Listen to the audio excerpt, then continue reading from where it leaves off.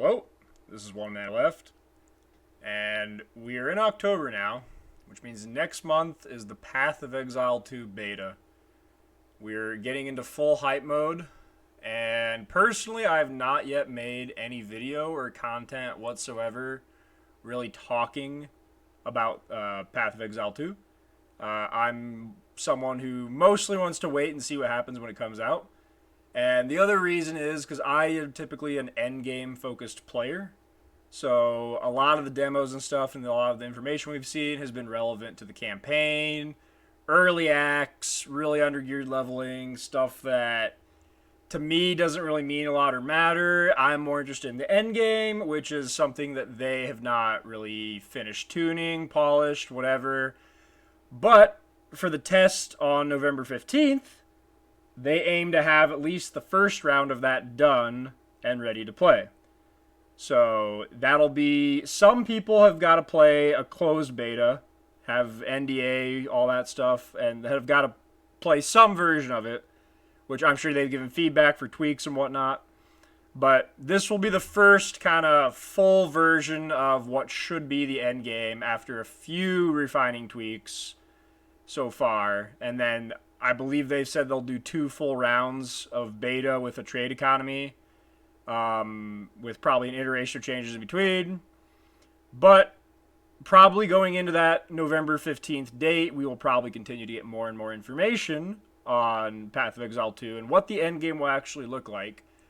And me as someone who likes to theory craft, do some science, talk about the actual game we'll be playing, not the campaign we'll struggle through a few times early on, but for the people that actually play a significant amount of time in a league, the play style that is the vast majority of the time will be basically once you finish the campaign, get through maps, and start to actually play whatever the end game loop is. So I am of the mindset that I should really wait for this stuff to come out, kind of see it, judge it for myself. But this is going to be probably the first video I do talking about my thoughts on something, because I haven't really seen much discussion about this. And I think it's actually a really big issue that I just want to kind of talk about a problem we've reached in PoE 1. It was not rapid. It was a very slow boil. But over 12 years, the gameplay of PoE 1 has changed significantly. And there is a really, really, really big problem, in my opinion, in PoE 1. And one of the few pieces of information we have so far for Path of Exile 2 is the mechanics behind the Leech. We had an interview with Jonathan, Hrishi, Zizaren. Let's just listen through that a bit. Yeah. Would you be able to like expand a little bit on like Leech reworks, regen, and defensive things like that? Leech. Now, which of the 14,000 systems for Leech did we actually settle on in the end? Well, I okay. don't remember. I will tell you that Leech is a lot simpler than what you know in we can PoE1. just explain how it works if you can actually remember. Okay, well, oh my God. it's actually really simple. Yeah. It is actually really simple. Yeah. An item just has X% of physical attack damage, leech's life, whatever it is, and that is the leech you get. The only difference is that monsters have leech resistance on them. That's right. Yes, that's where we ended up. That is it. Monsters have Leech resistance now. Ah. It's that simple. So It's as you go just through, that simple. so as you go through the game, So just to the kind monster's of Leech skip to resistance the increases. other point here, I'll names of the summarize. Stats that Leech currently has in PoE1, but none of that is there, right? Like, you hit a monster, you leech that amount over 1 second, Yeah. and that's it. Awesome. That's So, to summarize what was just said there, the PoE 1 leech system is one of the most convoluted, complicated things in the game. It's pretty impossible for a new player to understand. Frankly, there are players with 5,000, 10,000 plus hours in this game who couldn't even begin to explain to you accurately and in detail how the leech system works. It's wild to try to expect a new player to even remotely understand how Leech works in PoE1. That's a pretty big problem. I would certainly favor a simpler system. However, with this kind of revealed solution for PoE2 endgame, because Leech is obviously going to be much more relevant in the endgame as it is in the early game. That's just naturally how things work. they're attempting to curb how it will scale with damage by adding leech resistance. So maybe you leech 100% of damage at level 50.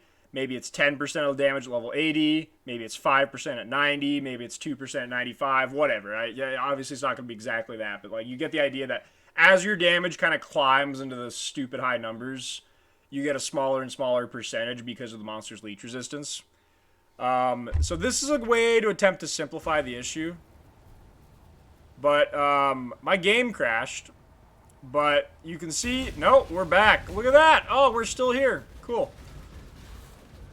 This, in my opinion, propagates one of the bigger problems that PoE1 has slowly boiled the frog into. And that is recovery is too high. It's comically too high.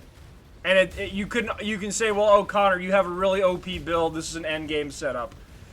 No, like, across the board, it's just too high. I mean, like, I'm doing a depth 1500 node, just try to, like, kind of tease this. But, even in, like, really, like, level 90 setups that are low-ish budget, the amount of ways in the game right now to get a character to essentially have infinite recovery is pretty numerous. To the point where it's actually becoming kind of a design issue, I think. And naturally, monsters are going to be balanced around the defensive tools that characters have. So the only way to counter characters that have insane recovery, if you have to have a game that's still capable of killing them, if a character has infinite recovery, there's only one way to do that. And that's to one-shot them. Now, this has been a complaint in the game for years, but if you look back and you watch some gameplay of, say, the good old Kriparian squad from 11 years ago, watch Havoc fight Piety for 15 minutes to become the first level 100 with a Combs Heart and a Lion's Eye Glare. It was a very slow game, and HP moved in slow margins. Recovery was very limited, and occasionally, though, they upped the damage in the game, and sometimes one-shots would happen. Sometimes it'd be a bad combination of monster modifiers, whatever. For the most part, one-shots have always been possible in the game, but it never feels good from a player standpoint to get one-shot. But throughout the years, the amount of ways to cover not just your whole ES or Life Globe every second, but literally every game tick, the number of ways has continued to grow. And once again, this is even, I'll go through the list in a second here. This is even for builds that are just like taking a few talent points or just like using a single item. And it has kind of made the game in a way that the only way to kill characters is to kill them in one hit, which doesn't feel good.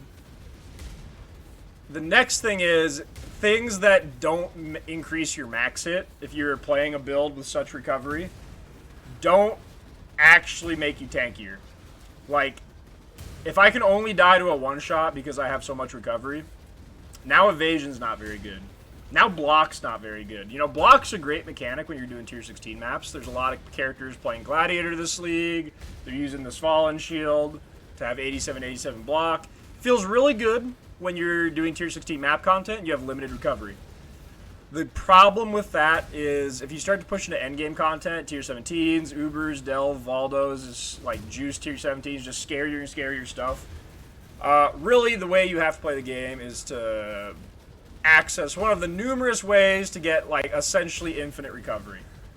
And when you do that, things like block, things like evasion, stuff like that, just if you can recover your whole pool in one game tick, the only way to die is in one hit. So if something hits you every single game tick versus every 10 seconds, it's still either one-shots you or it doesn't. And well, I mean, let's just go through the list real quick I made. This is probably not even the full list. I made this list in like 2 minutes before the video here. Let's just go through the list. What I'm using right now is Divine Shield. Divine Shield is a keystone that you basically, the damage you would have taken from Fizz gets turned into regen. Which means if your overall mitigation gets to really, really high numbers, it makes your recovery pretty much infinity. Because since that keystone was added, the amount of mitigation available in the game has continued to climb and climb and climb. And it's a somewhat balanced keystone if you're mitigating Ellie and Fizz damage by about 90%, because it's effectively 12% of that you get back. So if you take 90% mitigation on Fizz and Ellie, which is very high, and you're taking 50% Fizz and 50% Ellie, you'll still, on average, go down in energy shield. You'll go down 8 for every 20 damage you take. The problem is, right now, especially with things like the endurance shard change and whatnot, my character has around 98.5% mitigation. So that means even if I were fighting content that had 300% of Fizz's extra Ellie, my net damage taken would still not break Divine Shield, which is only healing me for the Fizz damage taken. So, yeah, Divine Shield, if you just, my energy shield is 16,000 per second. I did a node earlier. This is not a very hard-hitting node. I did a Growling Grove with about 300 monsters, and I tried to Leap Slam to pack the monsters as tightly as possible. And I got this number up to 168,000. And it's 10 times what this is. It's wild to watch. It's actually over the cap for me. I can only recover 2,500 per game tick, which is 76,000 per second. And it was double that. So I'm actually getting tick capped on my recovery. But it's not just Divine Shield. A couple leagues ago they added Defiance Destiny. If I was sitting here with Defiance Destiny, it'd be the exact same way. Recoup kind of does the same thing. Especially like Calandra here, you can get items that have, really, really high recoup. You can actually roll up to 52 on these, but like this is just an example. There's like Blood Notch has been pretty popular for a while now. Just like there's Untiring for Juggernaut. There's Stasis Prison. There's like Self-Harm Chaos. There's Trauma. There's a lot of builds that just get recouped from either self-damage or just over 100%, over 3 seconds of recoup, that can effectively stand surrounded by monsters, and the only way they're going to die is, once again, in one hit. There's Recovery on Block. You can get, 5% life, 5% mana.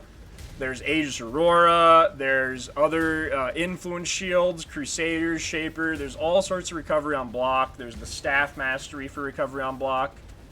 Probably the single biggest offender right now is Instant Leech. The reason Instant Leech is probably the biggest offender is because all it is some talent points. That's it. Like, it's... Some of these items are like, a Shaped Shield. Well, you have to get a Shaped Shield. Like, that's not an issue for, people up through level 95, whatever. You have to get an Aegis Aurora. That's an expensive item. Instant Leech is just like 4 talent points. And if you have a somewhat fast-hitting build, that's effectively infinite recovery.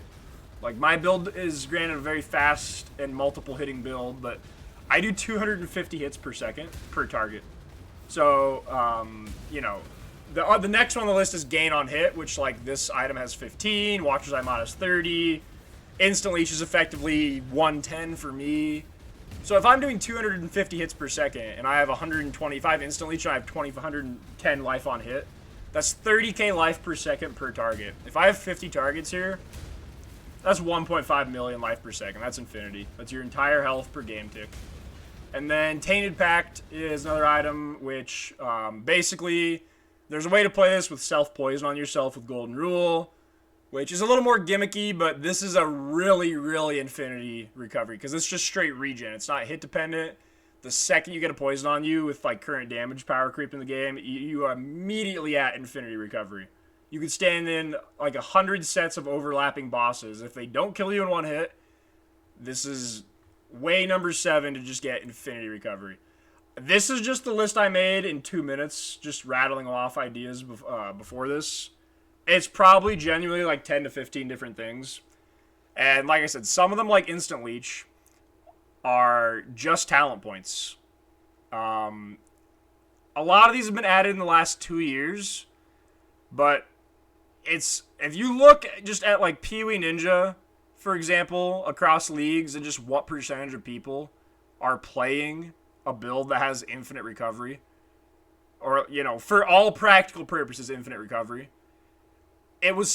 Probably 2 years ago, it was probably 10 or 20% of players would have what I would consider like infinite recovery, as in they only can die to a one-shot. I would say right now it's probably 50 to 70% of like end game builds have infinite or pseudo infinite recovery. And like I said, on hit works too, right? Like on hit, all these, if they gave 110 life on hit, would all be, you know, tens, hundreds of thousands of life per second, right? So there's a couple different ways to get it. And it leads to game design where the only way to make the game sufficiently difficult is to add one-shots. And, you know, the argument years back was basically that, oh, well, the game's balanced around logout macro. So you have to make things one-shot people or they're log out. But, I mean, once again, if you go back and you look at, like, some of the Kripparrian gameplay footage, it's not the same thing. Like, it's significantly faster. Like, the human reaction time to, like, oh, crap, I'm at half. Oh, crap, I'm at quarter. I should log out. I'm going to hit my instant log out. Like, that unfolded over, like, 3/4 of a second. Okay. What I was just doing right there, if I dropped to 10% life in a single hit, something just hit me for 90% of my life, the way it would go is I would go to 10%. The next game tick or the same game tick, I would be back with my life and my ES full. I would either not ever register that I was at 10% and be completely oblivious to it, or I would register that I did get spiked all the way down to 10% because I'd see the globe for a brief game tick, one single frame on my monitor, go to 10%, and I would see that, freak out, be like, oh crap, I just got hit really, really hard, I may be in danger, and by the time that registers to me, we would already be like 7 to 10 game ticks past the one that dropped me down and immediately healed me to full. So like in the whole cycle of things, that would happen like 10 times before I registered. Not before I logged out, before I registered that I was at 10%. And I think if you look at some of the endgame gameplay, like with, you know, I don't want to like, I'm not like some doomsayer of tier 17s. They've grown on me a little bit. They have their flaws, but they got rid of some of the flaws this league. But if you look at a lot of the gameplay in, you know, Valdo's tier 17s, Ubers probably aren't the hardest tuned content right now compared to like really juiced 17s and stuff like that. And once again, I know people are going to be like, well, you can't like, you know, expect to give examples based around tier 17 mapping because that's like a small percentage of the community. But that's the only content that really fights back against these mechanics, is what I'm saying. There are very, very many tier 16 builds that are just like, just got to red maps that just picked up some instant leech or some gain on hit from like, you know, whatever source that just gives you like, you know, some claw implicit with like lightning strike of arcing. Immediately you're immortal. Like you're just your natural like clearing a tier 14 beach with just a claw with lightning strike. You are recovering over 10,000 life per second. And so yeah, you're not fighting content that's really going to only one-shot you, but you're now going to be carried until you do fight content that will. So I think this has been just like a slow boil the frog example of it's only gotten a little bit worse every league. And, you know, personally, I put a lot of these mechanics in every build I make because it's strong, obviously. It's not like you can't say like, oh, well, you use this in your build. Why are you like saying? I'm just saying, looking at what PoE 1 has happened with recovery being way too high, it's really kind of boxed in a lot of design decisions. And I think it's at a point now where it's not going to turn back. No one's going to come in and just like call all the recovery. It's just not going to happen. Like it's if you suggest this right now, even if people acknowledge this is a problem, the answer will unanimously be, like, no meme, PoE 2 will fix it. I think that's the consensus that, okay, well, there's going to be a pretty big reset on, like, power levels with PoE 2. So most people, even if some people come back and play PoE 1 for seasons, vast majority are going to play PoE 2, and that's going to be their main focus. So, yeah, I think the mindset is that, you know, clearly power creep must be going down, right? But this was a standout from an interview that kind of is, this is like a I'm going to plant the flag moment here. That they're obviously really early in any endgame design philosophy right now, so they're going to change things 15 times between now and actual launch.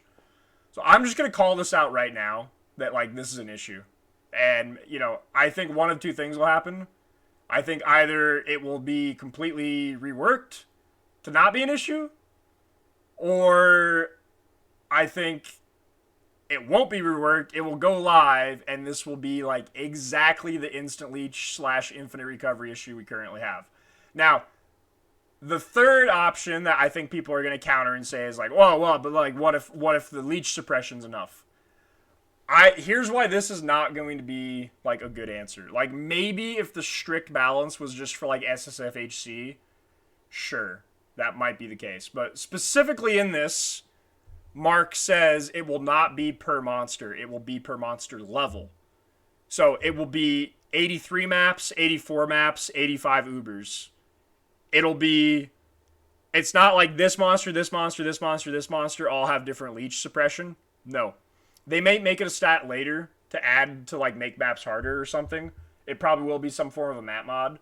But like based off this description right now, it is a per zone level, per enemy level thing to basically counter the inflation of DPS versus your player health as you level up and get toward the end game.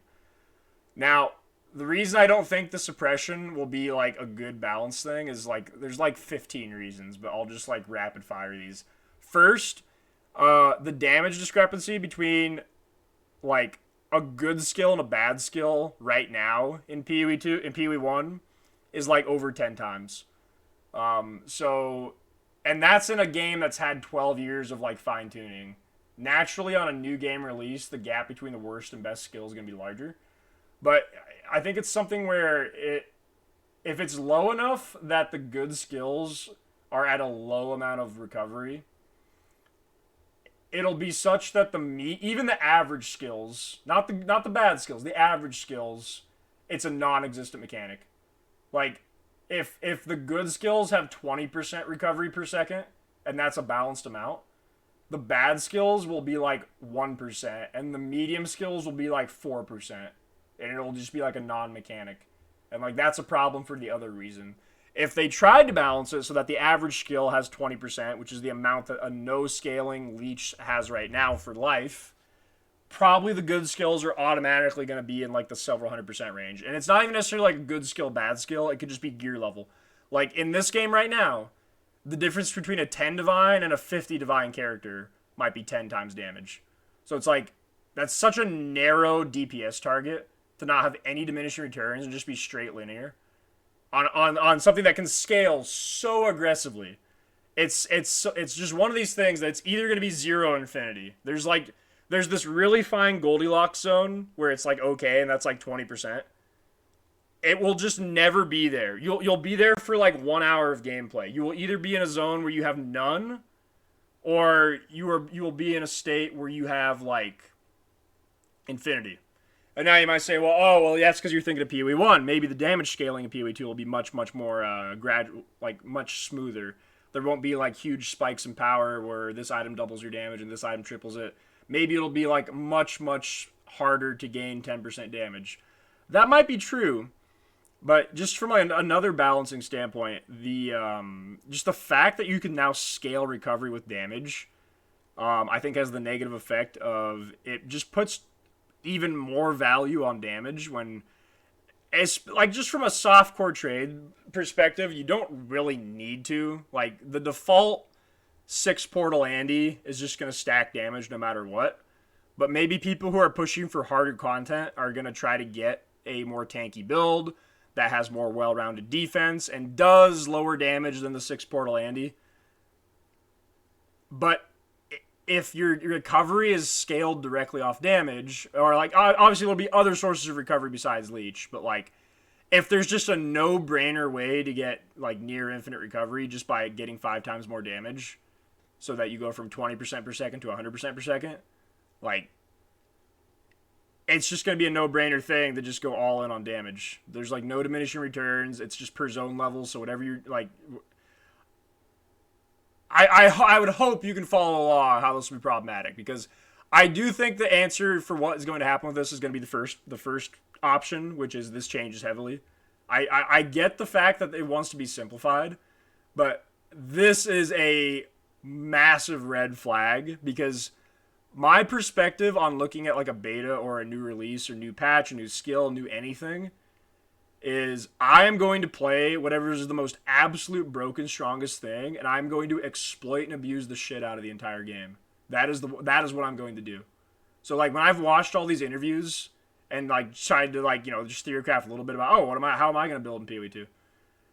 This was the first one I'm like, yeah, I obviously like that this is exactly what I'm going to do.